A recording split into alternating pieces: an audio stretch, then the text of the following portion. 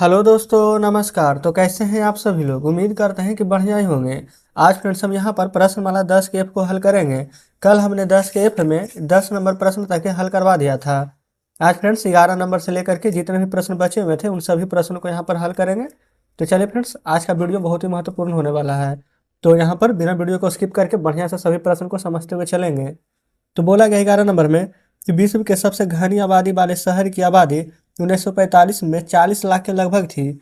यदि आबादी के बढ़ने की दर अचर हो और आशा की जाती है कि इस प्रकार की आबादी वाले शहरों की संख्या 1995 में 135 हो जाएगी। यहाँ पर फ्रेंड्स 135 हो गई हो तो इस प्रकार से शहरों की संख्या के बढ़ने की वार्षिक दर ज्ञात करें। और यहाँ पर सुविधा के लिए बताया गया है कि 135 का पावर 0.02 रहेगा तो 1.1038 का उपयोग कर लेना है। तो चलिए ठीक है। आप फ्रेंड्स अपने सामने बुक जरूर से रखिएगा। हम यहाँ पर 11 नंबर प्रश्न को हल कर रहे हैं। हमारे सामने तो बुक है लेकिन फ्रेंड्स आपके सामने नहीं है, इसीलिए आप अपने सामने जरूर से रखिएगा। प्रश्न थोड़ा बड़ा बड़ा था इसलिए फ्रेंड्स हमने यहाँ पर कॉपी पर नहीं लिखा है, ठीक है। तो चलिए सबसे पहले फ्रेंड्स यहाँ पर 135 हो गई है। 40 लाख था, वहाँ से बढ़ करके 135 लाख हो गया है। तो यहाँ लिख लेते हैं 135, 1 2 3 4 शून्य, 1 2 3 4, ये फ्रेंड्स पूरा 5 शून्य पड़ेगा, ठीक है। तभी 135 लाख बन जाएगा। फिर बराबर 40 लाख था, यहाँ पर लिख देंगे 40, 1 2 3 4 5 शून्य। कोई भी दिक्कत यहाँ तक नहीं है। फिर होता है 1 + r/100। फिर फ्रेंड्स यहाँ पर पावर देख लेंगे कितना हो जाएगा। तो यहाँ पर यदि आबादी बढ़ने की दर इतना है तो आशा की जाती है कि यहाँ पर बढ़ने वाले शहरों में आबादी अचर रहेगी तो संख्या इतना है। तो 40 लाख था, 135 हो गया, 1945 था तो यहाँ से 1995 तक। तो यहाँ पर ऐड कर लेते हैं तो 45 में जोड़ेंगे तो 5 5 4 9, ये फ्रेंड्स टोटल यहाँ पर समय 50 वर्ष का है। तो टी का यहाँ पर पावर यहाँ पर लिख देंगे 50। कोई भी दिक्कत यहाँ तक नहीं होनी चाहिए। चलिए आगे बढ़ेंगे। तो फ्रेंड्स यहाँ पर है 135, 1 2 3 4 5 शून्य है। फिर यहाँ पर भी देख लेंगे तो 1 2 3 4 5 शून्य है, तो ये 5 शून्य से ये 5 शून्य हम यहीं पर उड़ा देते हैं। तो 135 बटा में 40 बराबर 1 + r/100 अब पावर में हो जाएगा टी।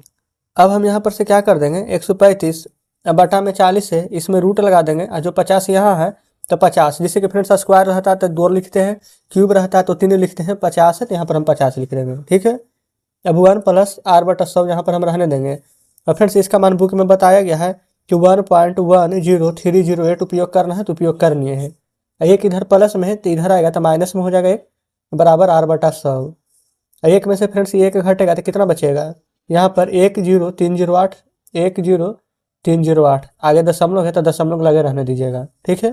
अब r/100 बचेगा तो r/100, तो यहाँ से r का मान निकाल लेंगे तो दशमलव यहाँ पर 10308 में 100 से यहाँ पर गुना कर देंगे। 1 2 3 4 5 अंक के बाद दशमलव का दशमलव हटा के 1 2 3 4 5 शून्य दे देंगे। 2 शून्य से 2 शून्य काटेंगे, 1 2 3 अंक के बाद दशमलव है तो 3 अंक के बाद दशमलव लगा देंगे। तो यहाँ से आर का मान कितना निकला है तो 10 यानी 10.308%। तो इस प्रकार से फ्रेंड्स हमने 11 नंबर प्रश्न को हल कर लिया है। तो चलिए फ्रेंड्स अब हम यहाँ पर आते हैं 12वें नंबर प्रश्न की ओर। लेकिन फ्रेंड्स यहाँ पर 12 नंबर प्रश्न पर आने से पहले आपको बता देते हैं कि आप यहाँ पर 11 नंबर में देखेंगे जो बोला गया था कि 135 के पावर में 0.02 है, जिसका कि मान यहाँ पर हम लिखे हैं। तो इसमें आप कन्फ्यूज मत होइएगा क्योंकि 135 बटा जब 40 करेंगे अंडर रूट में यहाँ पर 50 लगाएंगे तो इसका मान इतना ही आएगा, ठीक है। चलिए अब हम यहाँ पर चलते हैं 12 नंबर की ओर। तो देखेंगे 12 नंबर में बोला गया है कि 1972 में भारत ने 240 लाख रुपए की पुस्तकों का निर्यात किया और 1992 में 100 करोड़ रुपए का। यदि पुस्तकों का निर्यात की दर अचर हो तो भारत में पुस्तकों को यहाँ पर निर्यात की दर ज्ञात कीजिए। यहाँ पर 125/3 के पावर में 0.05 है, जिसका कि मान यहाँ पर 1.205 उपयोग करना है। यहाँ पर देखिए दशमलव हटाएंगे तो बटा में 100, 5 से 100 काटेंगे तो 1/20 आ जाएगा। तो 1/20 रहे या 0.05, बात बराबर ही है। तो चलिए यहाँ पर 12 नंबर को हल करते हैं। तो फ्रेंड्स हम यहाँ पर 12 नंबर प्रश्न को हल करेंगे। तो सबसे पहले क्या लिखेंगे यहाँ पर, तो 100 करोड़ रुपये का यहाँ पर बोला गया था फ्रेंड्स निर्यात किया। तो 100 लाख के लिए फ्रेंड्स 5 शून्य था, करोड़ के लिए 7 शून्य, 1 2 3 4 5 6 7, ठीक है। फिर बराबर P × 1 + r/100 होता है तो 240 लाख, 240 लाख के लिए 1 2 3 4 5 शून्य, ये हो गया P × में 1 + r/100 के पावर t। तो फ्रेंड्स यहाँ पर समय देखेंगे 1972 है, यहाँ पर 1992 है, 20 वर्ष के लिए है तो यहाँ पर लिख देंगे 20, कोई डाउट नहीं है। 1 2 3 4 5 6 शून्य, यहाँ से भी फ्रेंड्स यहाँ अगर 6 शून्य है तो यहाँ भी 6 शून्य है, तो इसको काट देंगे। तो यहाँ पर बच जाएगा 1000, यहाँ पर फ्रेंड्स बच जाएगा 24 बराबर 1 प्लस आर बटा 100, पावर में यहाँ पर 20 है तो 20 लिख दीजिएगा। ठीक है, 8 से कट जाएगा, 8 या 24, 8 से फ्रेंड्स इसको काट दीजिएगा तो 125 बार में कट जाएगा, कोई डाउट नहीं है। तो यहाँ हो जाएगा 125 बटा में 3, ये वाला 20 है जो फ्रेंड्स हम यहाँ ले आते हैं, अब 1 प्लस आर बटा 100 हम यहाँ रहने देते हैं, कोई दिक्कत नहीं है। अब यहाँ पर फ्रेंड्स 125 है, यहाँ पर नीचे 3 है, इसका मान दिया गया है 1.205 आपके बुक में ही जो हम लिख दिए, एक इधर आएगा तो माइनस में, बराबर में आर बटा 100, एक में से एक घट जाएगा फ्रेंड तो दशमलव में 205 बचेगा, यानी 205 बराबर में आर बटा 100 हो जाएगा। ठीक है, अब आर का मान निकालेंगे, यहाँ से 0.205, ये 100 जो अभी भागा में है गुना में आ जाएगा, ये फ्रेंड्स 1 2 3 अंक के बाद दशमलव है तो दशमलव हटा के 3 शून्य नीचे देंगे, 2 शून्य से 2 शून्य कट जाएगा, तब आर बराबर हो जाएगा 1 अंक बाद दशमलव तो 20.5%। तो फ्रेंड्स हमने इस प्रकार से 12 नंबर प्रश्न को भी हल करा दिया है। तो चलिए फ्रेंड्स अब हम चलते हैं 13 नंबर प्रश्न पर। तो देखेंगे फ्रेंड्स, ये रहा 13 नंबर प्रश्न। बोला गया 1996 में भारत के उर्वरक उद्योग कंपनी ने प्रति हेक्टेयर पैदावार भूमि के लिए 18 किलोग्राम उर्वरक उपलब्ध कराया। 1991 में प्रति हेक्टेयर भूमि के लिए 144 किलोग्राम उर्वरक उपलब्ध कराया गया।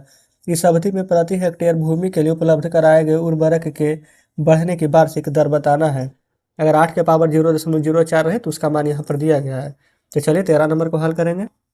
ये फ्रेंड्स यहाँ पर 13 नंबर को हल करेंगे। बोला गया फ्रेंड्स यहाँ पर हेक्टेयर भूमि के लिए 144 किलोग्राम उर्वरक दिया गया है। तो 144 बराबर में यहाँ पर फ्रेंड्स पी कितना है तो देखेंगे 18 किलोग्राम इंटू में 1 प्लस दर यानी कि आर बटा 100, समय कितना है 1966 से 1991, यानी कि फ्रेंड्स टोटल 25 वर्ष के लिए है तो लिख देते हैं 25।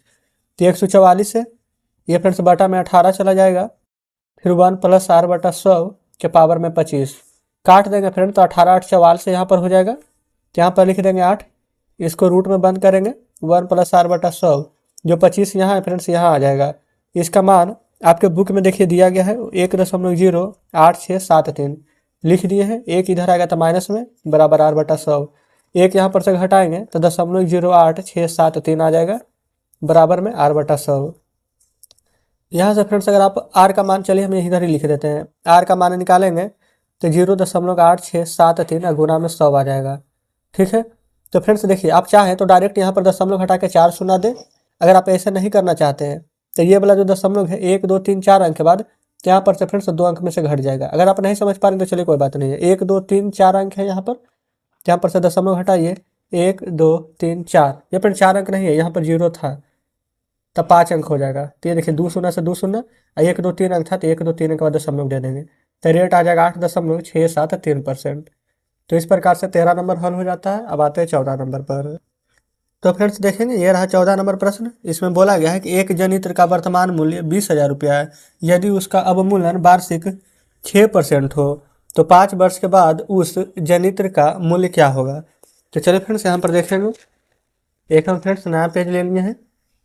सबसे पहले यहाँ पर देखेंगे जो जो फ्रेंड्स प्रश्न बोला गया हम उसी के आधार से हल करेंगे। यहाँ पर फ्रेंड्स जनित्र का मूल्य कितना है 20,000, लिख देते हैं 20,000, यहाँ पर कोई दिक्कत नहीं होना चाहिए। यहाँ पर फिर बोला गया है, पहले तो फ्रेंड्स यहाँ पर क्या होता है P इंटू 1 माइनस आर बटा 100, तो यहाँ पर फॉर्मूला लग जाएगा 6% बोला गया था, 6 बटा 100, 5 वर्ष के लिए बोला गया था पावर में 5, 20 है, यहाँ पर 20,000 हम लिख दिए हैं, गुना में 100 के 1 से गुना करेंगे तो 100, 100 में से 6 जाएगा तो 94 बटा में 100, कितना टाइम्स फ्रेंड्स तो 5 टाइम लिख दिए हैं।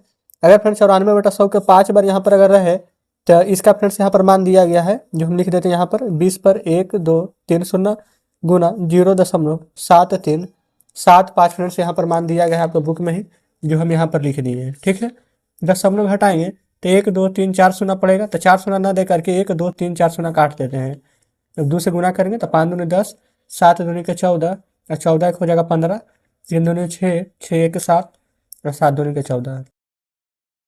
तो फ्रेंड्स इतना रुपया यहाँ पर आंसर आ जाएगा। तो 14 नंबर तो इजी था तो बन गया है। चलिए अब आते हैं 15 नंबर पर। तो फ्रेंड्स देखेंगे 15 नंबर प्रश्न आपके सामने है। बोला गया है कि एक मशीन 10,000 रुपया में खरीदी गई, यदि उसका मूल्य वार्षिक 6% हो या 7 वर्ष के पश्चात घटा हुआ मूल्य बताना है। ये सेम फ्रेंड्स 14 नंबर के जैसा ही है, इसमें भी 0.94 के पावर 7 का मान दिया गया है।